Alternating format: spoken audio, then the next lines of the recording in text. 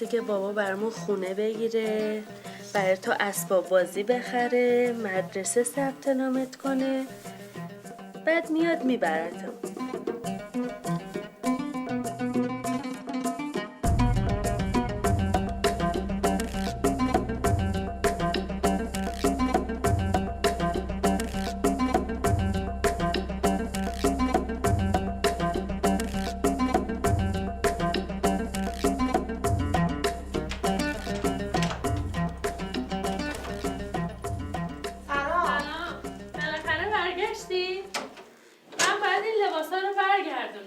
امروز خیلی درس دارم ها. تا 2 ساعت دیگه برمیگردم. هنوز از شوهرت خبری نیست؟ نه هنوز خبری نشده. اگه قرار باشه به این زودی ها بر نگرده مجبورم برای بچه داری ازت پول بگیرم. باشه میبینمت.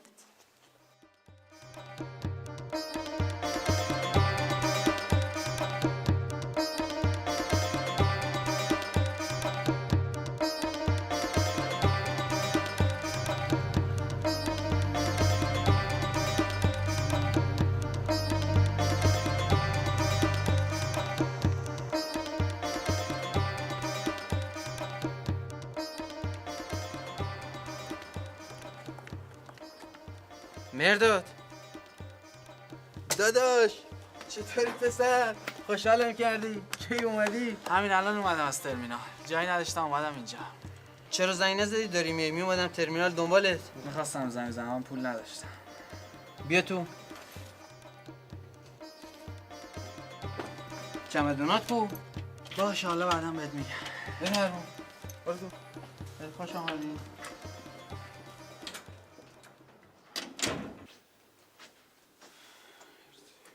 زنتو دیدی؟ نه جرأت خونه رفتن نداره. چی شده مرداد؟ نباید به بهرام اطمینان میکردم. نامرد همه پولامو به باد داد. یعنی چی؟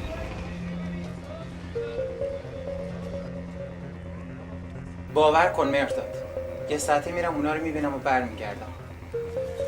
خیلی دلشوره دارم. اگه خودم باد بیام خیالم جمع‌تره. نه بابا، اونا گفتن کسی دیگه رو بیاری معامله به هم میخوره. باید تنهایی برم.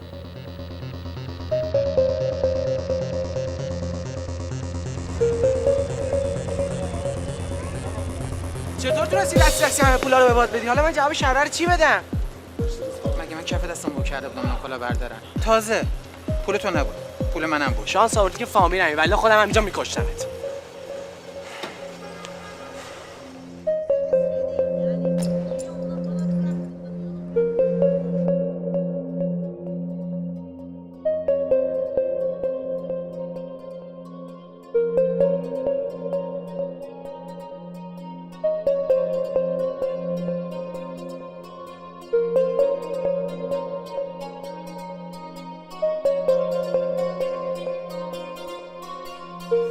بعد از این دیگه نمیدونستم چیکار کنم. یه بار میخواستم خودم بکشم، اما نمیخواستم دخترم بدون بابا بزرگ بشه.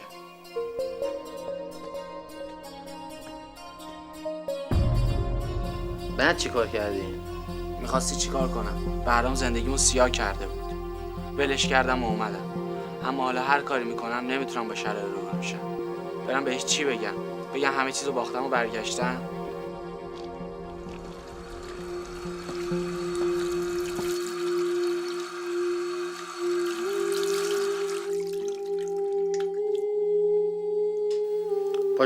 پاشو بریم خونت. زن و بچه‌ت منتظرن. اول بریم خرید سوغاتی.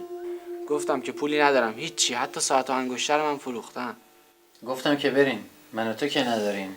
بعد از این همه سال رفاقت نمیتونم یه قدم برای بهترین دوستم بردارم. پاشو.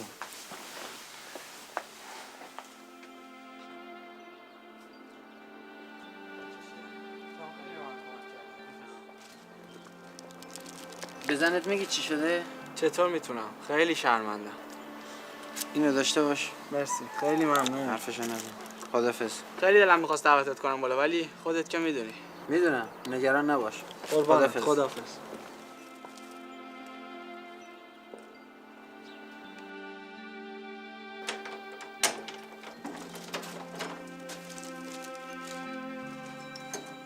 سلام، من اومدم. سلام خوشگلی بابا، عسل بابا. بیا ببینم. سلام. سلام، خوبی تو؟ چطوری؟ مرسی، خوبه. خوش اومدی. مرسی. چی شده؟ هیچی، یه 2 روزی تو راه بودم، خیلی خستم. وسایلات کو؟ فعلا حال و حوصله سوال جواب ندارم، بذار باشه واسه بعد. حتما ازت زدم. گفتم که خیلی خسته و گرسنه‌ام. بذار استراحت کنم، یه نفسی تازه کنم، بعد با هم حرف میزنیم. میرم برات یه ذره غذا آماده کنم تا اینکه یه ذره استراحت کنی و خستگیت در بره.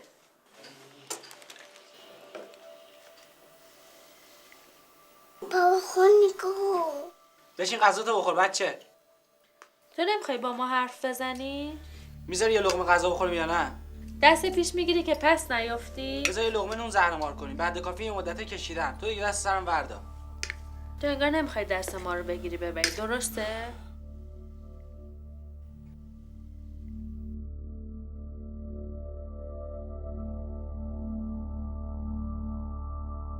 با پولا چیکار کردی؟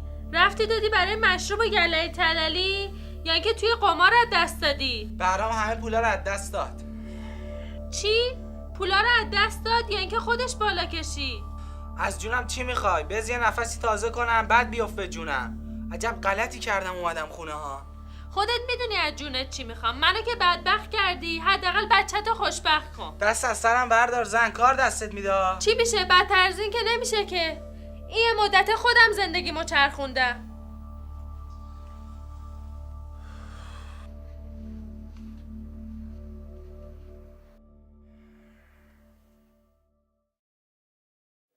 تمام این مدت منتظر اومدنش بودم. اما حالا که اومده آرزو میکنم که ای کاش نمیومد. وقتی نبود یه بدبختی داشتم، حالا که اومده 100 تا. مردا همشون همینطورن. همشون از یه قماشن. میرن استانبول، عشق و حالشون رو میکنن. کفگیرشون که به ته دیگ میخوره تازه فیلشون یاد هندوستان میکنه. از همون موقع که ازدواج کردیم همه فکر و ذکرش خارج رفتن بود. بعدم اینکه این فامیل آشغالش مغزشو شستشو داد و همه چی رو فروخت و رفت استانبول. از همون اول نباید به حرف این پسر گوش میداد. از اول بهش گفتی که این پسر اعتماد نکنه، درسته؟ من فکر میکنم مشکل اصلی همینه که اون اصلا به تو گوش نمیکنه. همش میخواد خر خودشو بتازونه. نمیدونم چه خاکی تو سرم بریزم یاسمن. نمیخوام مریم مثل من بدبخت بزرگ بشه. تو باید خیلی زرنگ‌تر از اون باشی. مواظب باش اون چیزی که داری نفروشه و خرج خودش کنه. فکر میکنم همش باید کار کنم و این زندگی رو بچرخونم. میدونی باید چی کار کنی؟ فکر میکنم باید بری فالبینی رو ببینی. یه فالگیر خوب سراغ دارم که ردخور نداره. بیا برو اونو ببین. شاید دوای دردت بشه. فقط یه خورده گرونه. اگر مشکل زندگیمو بگه اونش مهم نیست.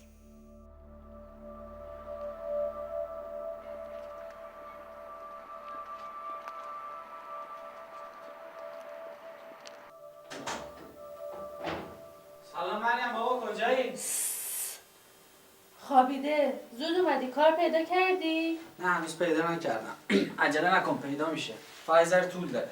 چقدر طول میکشه؟ وقتی نداریم، معلوم نیست فردا چی بشه. حالا داری چیکار میکنی؟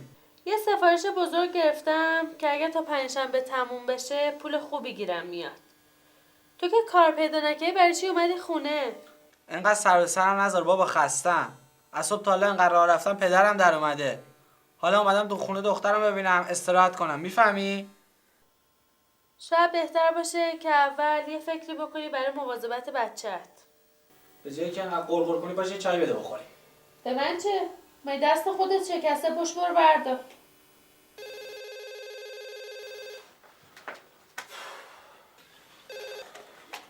الو.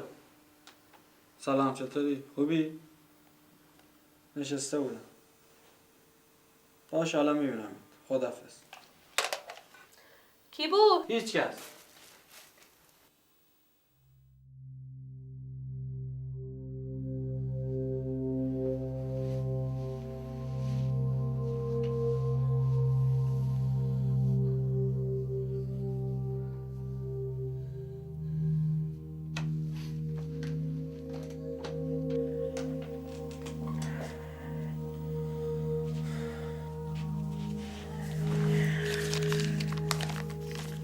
خوبی؟ آره. کابوس دیدی؟ نه چیزی نیست.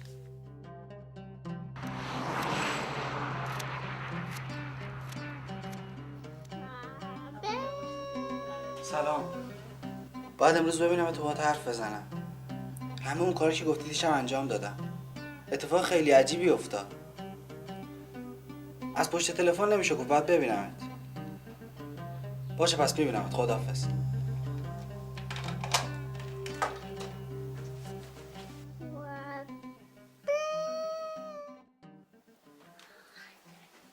ماما ازا الان میدم.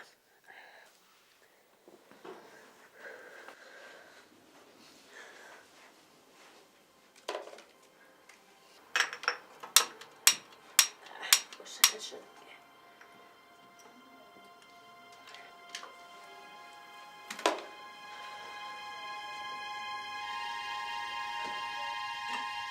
آو!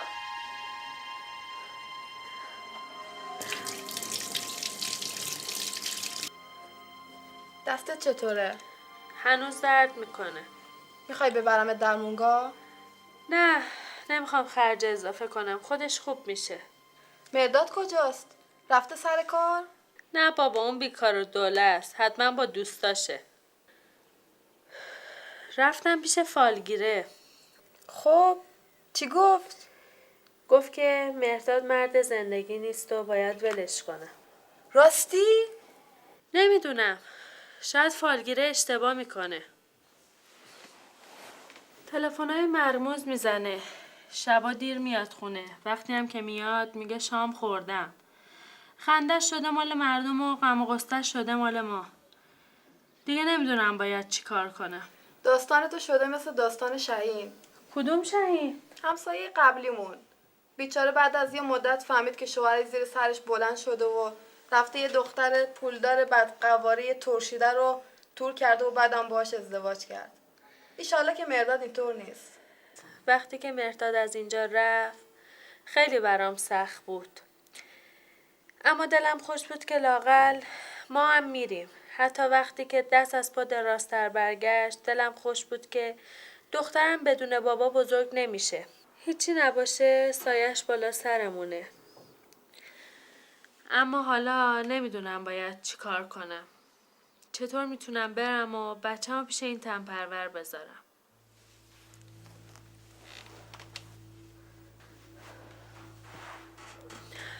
چی کار میکنی دختر؟ با این دستت که نمیتونی کار کنی. بعد کار کنم شکم بچه‌مو سیر کنم.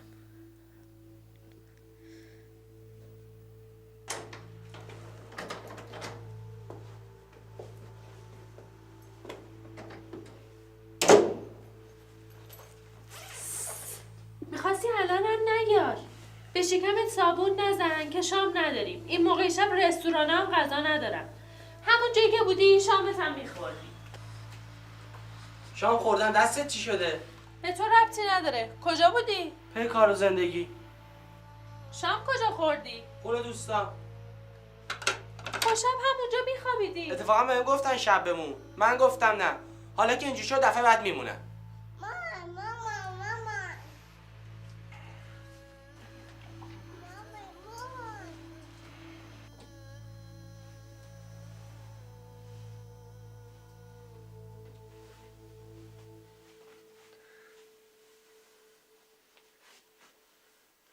چی شده عزیزم؟ ماما داده آره قربونت برم اومده. مرمره نه الان نه. بگی بخواب چیزی نشده.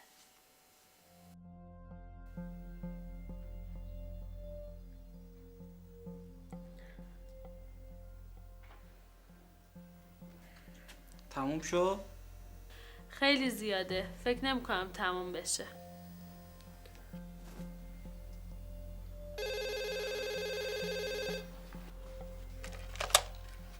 الو. سلام. خوبی؟ باشه. خودت که میدونی.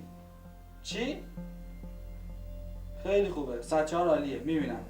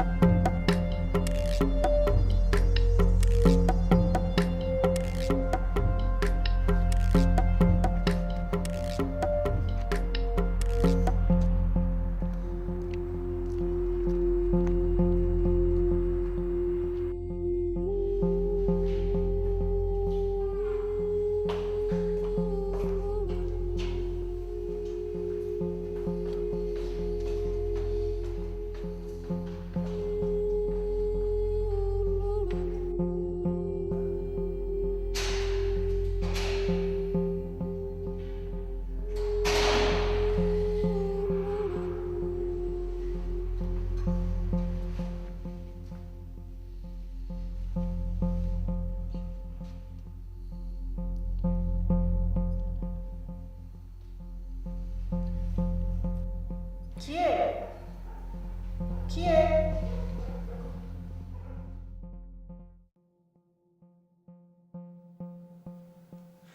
سلام. کجا بودی؟ بیرون. این بیرون اسم نداره؟ نه. حتما مثل همیشه بیرون بهت شام داده. شام؟ نه. به شکمت صابون نزن. با این خرجی که تو داری میدی من یه تیکه نونم نمیتونم برات تو آماده کنم.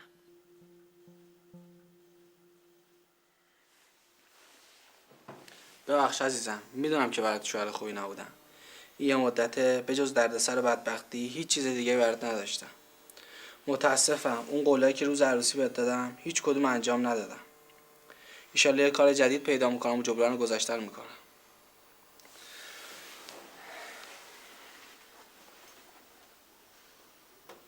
چی؟ معذرت خواست؟ باور کن به جون تو. حتما کاسه زیر نیم کاسه است. وگرنه چرا باید معذرت بخواد؟ از که تا آقا به احساس تو اهمیت میده؟ راست گفتی. یه زن تو اون خونه بود. نمیدونم چه خبره. رفتی تو؟ نه نتونستم. پاهام یاری نداد. باید بری قربونت. دفعه دیگه که رفت اونجا یکم صبر کن. بعد زنگو بزن و برو تو، آبروی هر دوشونو ببر تا درس عبرتی باشه برای اونا و دیگران. نمیدونم. باید بری. اصلا دفعه دیگه منم همراهت میام.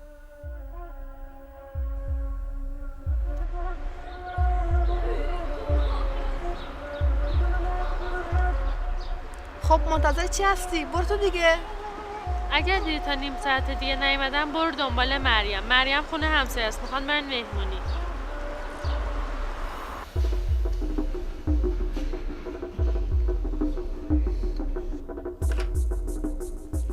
بله؟ مهرداد اینجاست؟ شما؟ من زنشم. بفرمایید تو.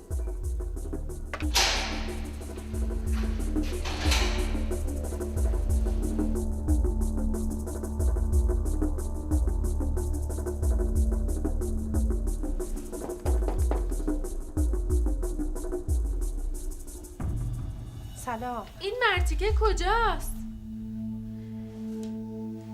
مهرداد تو چطور تونستی با من و بچت این کارو بکنی؟ شهر اینجا رو چطور پیدا کردی؟ مهم نیست. سیاوش این چه بزمیه اینجا رو انداختی؟ اینا همشون دوستای منن. بسته بابا.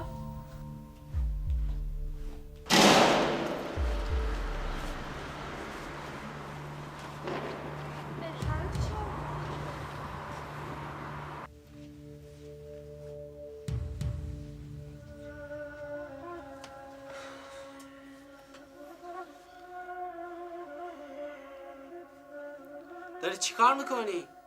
بابا ولم کن بسته دیگه. اگه بهم فرصت بدی همه چی رو برات توضیح میدم. چی رو میخوای توضیح بدی؟ اینکه وقتتو با کافرا میگذرونی؟ وقت من باید جون بکنم و یه لقمه نون آماده کنم تا شکم شما رو سیر کنم. ازت واقعا معذرت میخوام اگه باعث شدم که اینجوری فکر کنی. اما یه مدت خیلی دنبال کار گشتم. هیچ کاری پیدا نکردم. خواهش میکنم لااقل گوش کن چی میگم. این یه مدت به همه ما خیلی سخت گذشته. خیلی وقت دارم فکر میکنم که دلیل این سختی ها و بدبختی ها چیه. خب حرفتو بزن. وقتی از ترکیه برگشتم هیچ امیدی نداشتم. تنها امیدم دیدن تو و مریم بود. حالا هم که بعد از این همه مدت دست از پا در زودتر برگشتم خیلی ناراحتم. نمیدونستم چی کار کنم. تنها کسی که به فکرم رسید سیاوش دوست دوران مدرسه‌ام بود که میتونست بهم کمک کنه. همه این سوغاتی‌ها رو سیاوش خرید. توی یه مدت سیاوش برای من خیلی زحمت کشید. هر روز با تلفن با من در تماس بود بلکه بتونه یه کاری برام پیدا کنه. پس چرا محض رضای خدا نمیگفتی که با سیاوش تلفنی حرف میزنی؟ آخه میدونستم از سیاوش چقدر متنفری. نمیخواستم یه جنجال جدیدی شروع بشه. تو فکر میکنی که سیاوش کافره ولی اینطور نیست. اون بود که چش من رو به خدا باز کرد. زندگیم سیاه شده. خانواده‌ام داره از هم میپاشه. قلبم شکسته و دوره افتادم کاسه چک کنم دستم گرفتم. نمیدونم چه خاکی تو سرم بریزم. هیچ کس نمیتونه این مشکلاتی رو که میگی حل کنه. فقط یه راه وجود داره. باید از خدا کمک بخوای. فقط باید بدونی که دیگه هیچ کاری از دستت بر نمیاد. فکر و ذکرت به خدا باشه. نه به قوت و عقل خودت. خدای منو ببخش. میدونم که تو زندگیم خیلی اشتباه کردم. از همه بدتر از تو دور شده بودم. خدای من به کمکت احتیاج دارم. بدون یاری تو هیچ کاری از دستم بر نمیاد. تو بدبختی های منو میدونی و از همه چی خبر داری. التماس میکنم که نشونم بدی باید چی کار کنم. اون شب خوابی دیدم. صدای دلنواز اما قوی شنیدم که قلبمو لمس کرد. کلماتی که شنیدم کلماتی بود که واقعا به اونها احتیاج داشتم.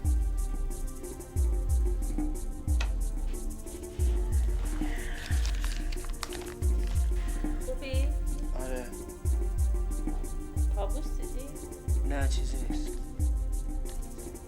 سلام. باید امروز ببینم تو باهات حرف بزنم. همه اون کاری که گفتی دیشب انجام دادم.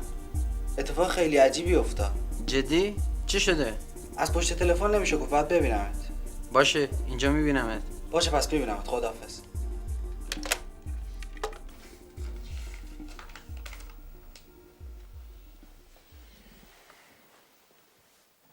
میشه این از طرف خدا باشه؟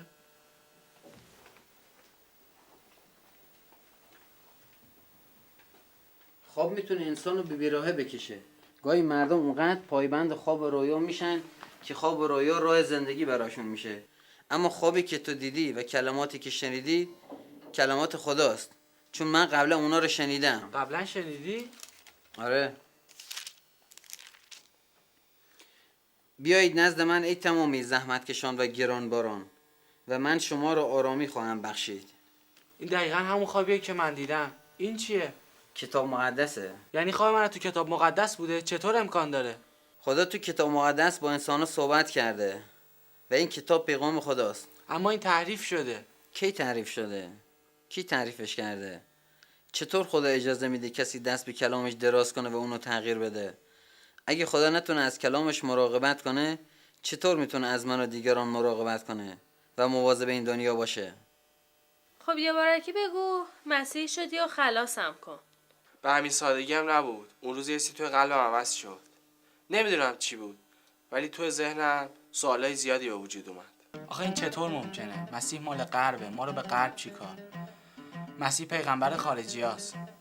مسیح بالاتر از یه پیغمبر بود. معجزاتی که مسیح انجام داد تا به حال کسی دیگه انجام نداده. اما عکسای عیسی رو نگاه کن، همشون عیسی رو مطلعی و چشابی نشون میدن. عیسی پیغمبر غربیاست.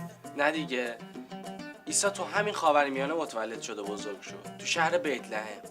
عیسی مسیح فرستاده شده همین آب و خاکه. راستیتش این غربیان که به دنبال دین خاورمیانه هستن. اما مسیحیان میگن که عیسی پسر خداست. اینو چی میگی؟ این هم مسئله خیلی بزرگیه. لقب پسر یا فرزند چیزی نیست که فقط مسیحی‌ها از اون استفاده کنن. تو نوشته‌های باستانی هم از این لقب‌ها استفاده شده. مثلا وقتی میگن پسران آفتاب یا پسران نور، یعنی افرادی که صفات و رفتارشون مثل آفتاب یا نوره. تازه کتاب مقدس میگه که همه پیروان مسیح پسران خدایند. یعنی ایمانداران به مسیح خصوصیات و رفتارشون مثل خداست. الهی، خداییه. وقتی کتاب مقدس میگه عیسی مسیح پسر خداست، نه اینی که خدا و مریم با هم بودن، نه، این کفره. یعنی اینکه در رفتارش، گفتارش، کردارش، افکارش همه همچون خداست. پس مسئله سه خدایی بودن مسیحیت چی میشه؟ تمام پیروان عیسی یهودیان مذهبی بودن. نسبت به خدای ابراهیم، موسی، داوود غیرتی بودن. امکان نداشت این پیروان از یکتاپرستی به چند خدا پرستی ایمان بیارن. امکان داشت بت پرستان چنین ایمانی را باور کنند، اما نه پیروان موسی. تازه یه روز از عیسی مسیح پرسیدم بزرگترین حکم کدومه؟ گفت خداوند خدای واحده. مسیحیت یعنی یکتاپرستی و غیر از این شرکه. خیلی جالبه، تا حالا همچین چیزایی اصلا نشنیده بودم. تمام این مطالبی رو که بهت میگم از کتاب مقدس اومده. شناخت کامل خدا جز اسراره. خدا همه اسرارشو به ما انسانا نداده. همین مقدار که لازم دونسته در کلامش کتاب مقدس گفته. روزی که با او رو در رو بشیم خیلی از اسرار الهی رو متوجه میشیم. اما یکی از زیباترین اسرار الهی که برای ما باز شده و کتاب مقدس اونو میگه نیکویی و محبت خداست. خدا محبته، عادله، به همین خاطر بهترینا رو برای پیروانش و ما فرزندانش میخواد.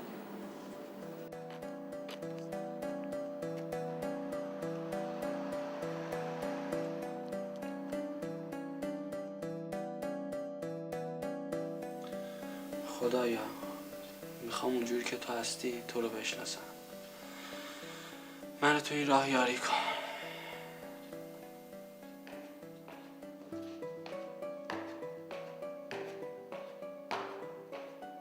مدت هاست که شب و روز نزد خدا التماس کردم و کلام اونو مطالعه کردم. با تمام وجودم میخواستم که حق رو بشناسم، خدا رو بشناسم و راه حقیقت رو پیدا کنم. همینطور که تو خیابون قدم میزدم شروع کردم به دعا کردن. احساس میکردم که اونجا خدا با منه. احساس تو خالی نبود، بلکه اون آگاهی که از کتاب مقدس گرفته بودم موجب این احساس شده بود. درسته که دیگه خوابی ندیدم، اما با مطالعه بیشتر کلام شناختم نسبت به خدا زیاد شد.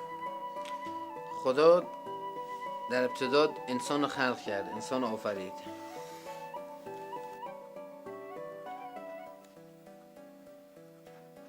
هدف و نقشه خدا این بود که انسان با خدا مصاحبت داشته باشه و مشارکت داشته باشه و نقشه خدا این بود که انسان حیات ابدی رو داشته باشه.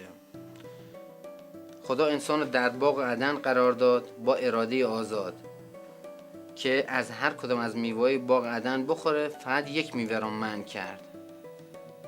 انسان تصمیم گرفت که نااطاعتی کنه و از میوه ممنوعه بخوره. بدین وسیله انسان گناه کرد و از حضور خدا رانده شد، سقوط کرد و با نااطاعتی انسان گناه وارد دنیا شد. کلام خدا میگه مزد گناه مرگه، مرگ ابدی. کلام خدا میگه که همه گناه کردند و از جلال خدا قاصرند. بدین شکل فاصله افتاد، جدایی افتاد بین انسان و خدا. انسان سعی کرد با مذهب خودشو به خدا برسونه، به جایگاه اولیه خودش، اما نتونست. انسان سعی کرد مجدداً با نگه داشتن شریعت خودشو به حضور خدا برسونه، نتونست. کلام خدا میگه که هیچ کس با انجام شریعت عادل شمرده نمیشه. انسان سعی کرد با اعمال نیکو، اعمال خوب، مثل انجام دادن کارهای خوب، کمک به دیگران، خودشو به حضور خدا برسونه، ولی خب بازم نتونست. کلام خدا صراحتاً میگه که انسان با مذهب، شریعت، کارهای خوب نمیتونه به حضور خدا بیاد، چون کلام خدا میگه که عادل به ایمان زیست میکنه، زندگی میکنه.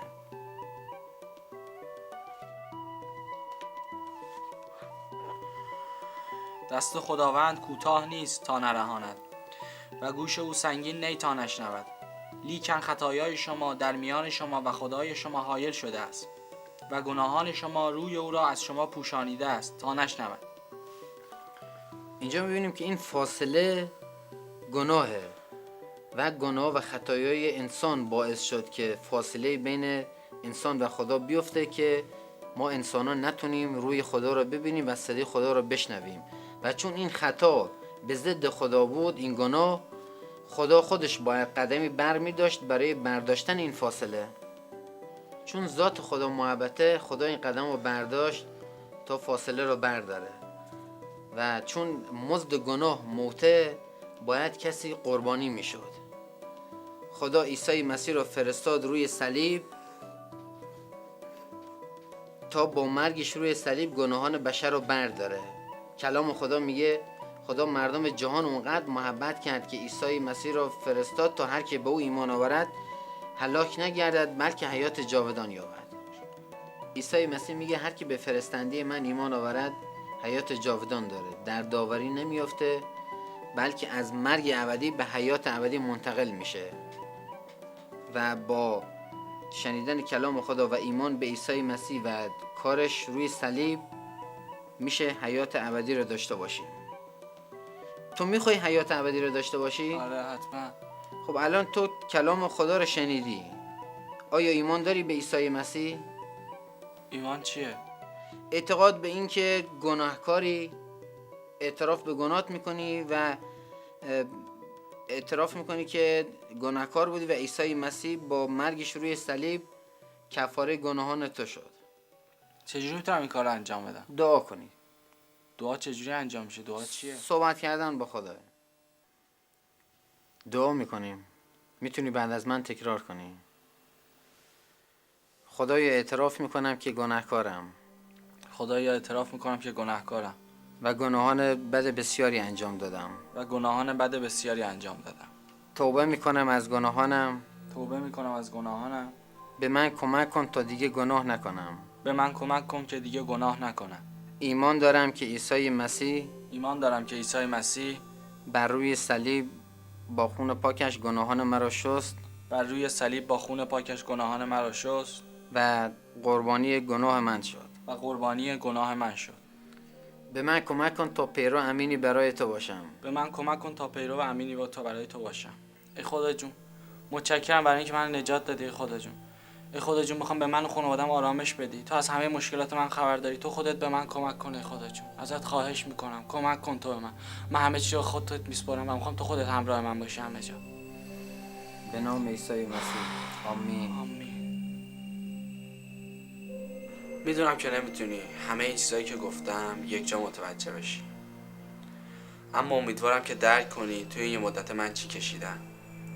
من خالصانه به دنبال خدا رفتم و خدا به داد من رسید و خودشو به من نشون داد و آرزوی قلبی من اینه اون چیزی رو که من دیدم تو هم ببینی.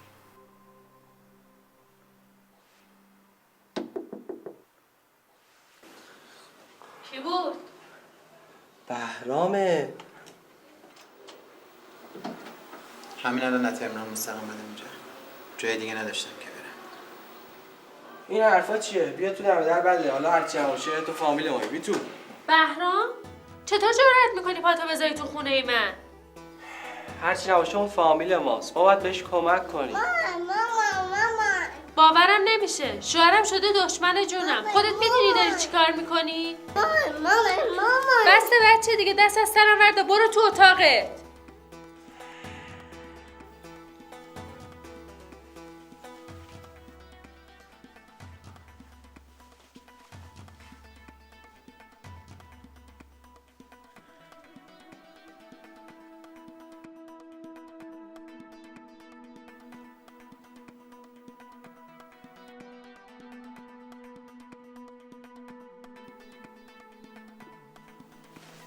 آره خیلی خستم.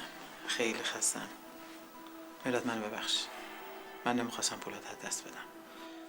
میرم تو از قصد این کار نکردی. مهم اینه که الان صحیح و سالم برگشتی. بیا بریم بشین. بیا.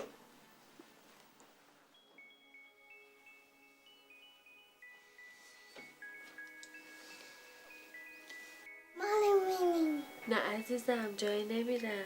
تو میدیم. آره قول میدم. بیایید نزد من تمامی زحمتکشان و گرانباران و من شما را آرامی خواهم بخشید. خدایا، همونطور که قلب شوهر منو لمس کردی، قلب منم لمس کن.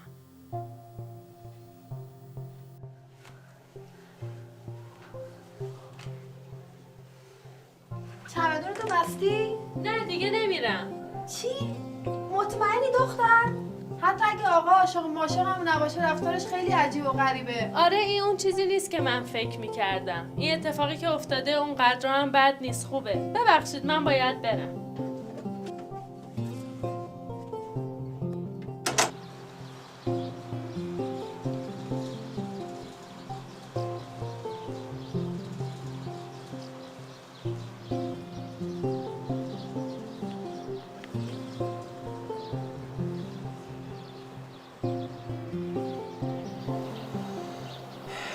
تنها چیزی که من خیلی ناراحت میکنه آزرده شدن توه و اینکه همه نقشه‌هات برام شد.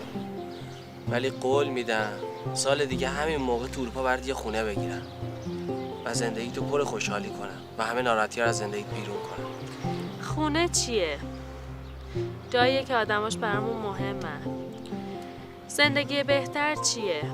پول و راحتی تحصیل بچه چیه؟ ما باید صبح تا شب کار بکنیم تا اینکه بتونیم اینا رو به دست بیاریم.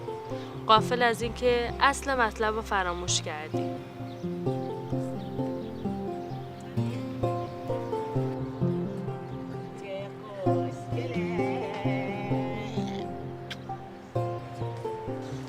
دستم